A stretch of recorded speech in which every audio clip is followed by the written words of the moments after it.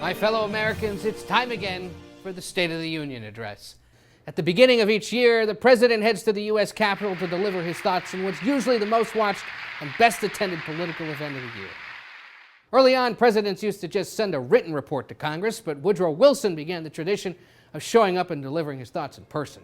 On the evening of the speech, the president's driven up Pennsylvania Avenue from the White House to the Capitol, and when he arrives, he's escorted to the larger chamber that holds the House of Representatives. He's introduced by the House Sergeant-at-Arms. Mr. Speaker, the President of the United States.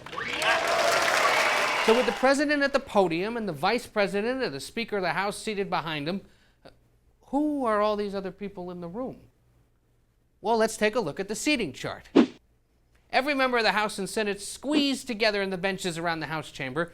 Usually House lawmakers fill the middle and senators are seated on the outer edges. Democrats and Republicans typically divide along party lines, with Republicans on the right and Democrats on the left, but in recent years, some lawmakers have buddied up with a member of the other party. There are no assigned seats, so at least a few members of Congress spend the entire day of the speech saving themselves a seat along the center aisle of the House chamber. They want to make sure to get seen on TV shaking the hand of the president as he enters, and they might also want to give him a piece of their mind. The most frequent seat squatters are Congressman Eliot Engel of New York I was wondering, where's Eliot? and Congresswoman Sheila Jackson Lee of Texas. Down in front, they'll set up some extra seats for the president's cabinet, members of the Supreme Court, and the Joint Chiefs of Staff.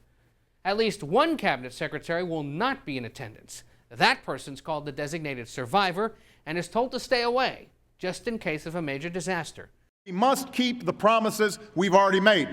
There's also a lot of theater that goes on during the speech itself. Reporters and pundits will be counting each of the rounds of applause and paying close attention to parts of the speech that elicit bipartisan approval. And where does the First Lady factor into all of this? Well, up in the balcony, she's usually sitting with invited guests. They're nicknamed Skutniks, after Lenny Skutnik, who in January 1982 jumped into the icy Potomac River to help rescue victims of the Air Florida crash. Just a few days later, President Reagan was inspired and invited Skutnik to sit with Nancy Reagan, and ever since, the First Lady has sat with other everyday heroes, members of the military, sports stars, and foreign leaders.